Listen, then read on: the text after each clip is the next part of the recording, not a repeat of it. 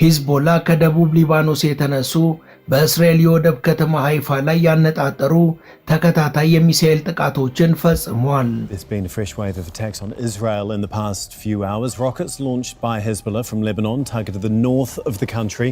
Most were intercepted or landed in open areas, according to the Israeli military. የእስራኤል ጦር አብዛኞቹ ሮኬቶችን ጠልፈን ጥለናል፣ የተቀሩት ደግሞ ሜዳ ላይ ወድቀዋል ሲል ጥቃቱን አስተባብሏል። ከኢራን እየተተኮሱ ካሉ ሚሳኤሎች ጋር በመተባበር ሂዝቦላ በሰሜን እስራኤል ድንበር ላይ በርካታ ሮኬቶችን አስወንጭፏል። እስራኤላውያን ሂዝቦላ አርብ ዕለት የተባበሩት መንግስታት ድርጅት ጦር ሰፈር ላይ ሮኬት በመተኮሱ በርካታ የተባበሩት መንግስታት ድርጅት ወታደሮችን አቁስሏል በማለት ከሰዋል።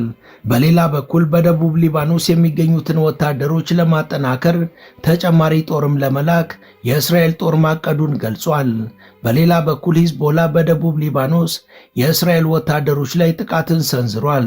የሊባኖሱ ታጣቂ ቡድን ተዋጊዎቹ የድንበር ከተማ በሆነችው ማሪውን አልራስ ላይ በእስራኤሎች የቆሰሉትን ወታደሮች ለማስወጣት በተቋቋመው የሄሊኮፕተር ማረፊያ ላይ በርካታ ሮኬቶችን ተኩሷል።